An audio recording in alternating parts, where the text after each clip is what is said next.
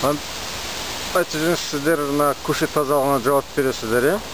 Көшет тазалығын біздің адамдар қаншалықты сақтайды, мәдениеті қандай? Сондай жақсы сақтайды деп ойламаймын өзімше. Енді, көп орысша сөйлейтін шығармын осылай. Сондай тазалық деп айта алмаймын енді средний дегендей. Енді бұл Астана қаншалықты? Астана басқа жерде қанда біз жақсы болуымыз керек, ілгері болуымыз керек, күшті болуымыз керек. Енді өзімізде... Сол жағынан келгенде де мәдениетіміз төмен бе біздің? Онда көбінесе мен ойлаймын, енді мынау кісілердің өздерінің несі ғой, сол тазалық несі.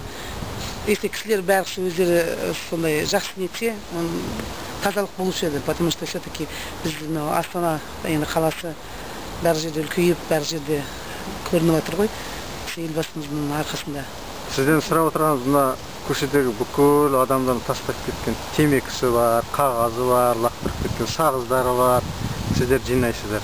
Адамдар неге соны бағаламайды? Неге жаңа шаша береді оны? Неге деп ойлайсыз? Неге деп ойлады?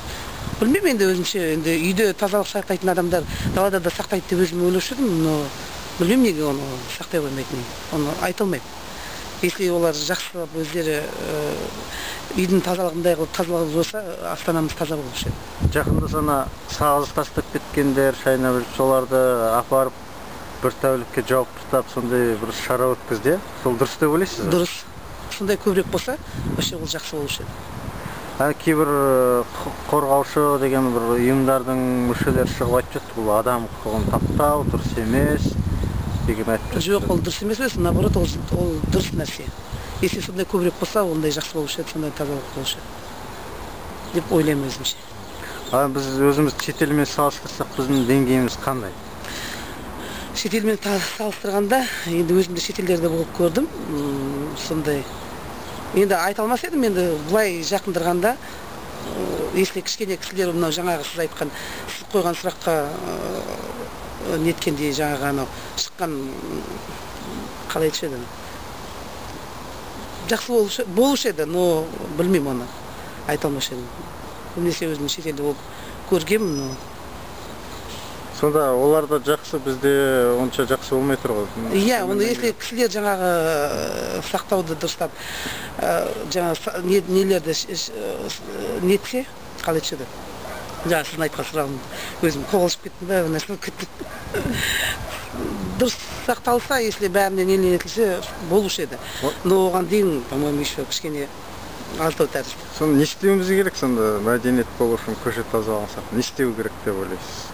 Не істеу керек болғанда, енді кісілердің... Балаларымыз тәрбиелеуіміз керек пе, болмаса айыппұл салу керек пе? Айыппұл салу керек. Балаларды, конечно, тәрбиелеу керек. Балалар енді былайда нетеді ғой, енді садиктарда үйретеді, сіздер үйлерде үйретіледі кісілер, оны болады. Енді мен өзімше кісілер өздері кішкене ойлап, өздері нету керек еді. Нетсе, сонда тазалық болады. Онда кеңестік дәуірден қалған бір әдет пе сонда? Көшені бұлғап кету, ластап кету, әлде басқа да бір жағдай ма, әлде біздің қазақи ортамыздың әсері ме, басқа нәрсе ме, қалай ойлайсыз? Осы қалай айтсам екен? Білмеймін, о жағын. Каждый кісі өздерінің нелерімен нету керек қой, енді өзімше ойлап отырған. Айтып отырмын ғой, таңертең тұрады, бетті жуады, үйді сыпырады, солай енді далада тоже келе шыққанда, например, шылымынды алып шегеді, шылымды шегіп бір жерге қарай тастап кетсе, анау жеп келе шыққан несін ойымнан негізден кісі қаз жинап кетеді, қалтама салып кетсе, например, ол не ғой, содан зависит, мен ойлаймын. Сол сіздер таңертең нешеден келіп жұмыс істейсіздер? Біз вообще өзіміз ерте тұрамыз енді. Жұмыс нешеден басталады? Жұмыс бізде 5:30-нан басталады. Таңғы 5:30-нан басталады, сағат 11-ге дейін жұмыс істейді. Сосын кейін сағат 11-ден бізде 2 сағат перерыв болады, обед. Содан сағат 4-ге дейін істейді кешке. Енді жалпы тазалық сақтау үшін адамдарға не айтар едіңіз? Енді адамдарға не айтамын? Өтініш, ұсыныс.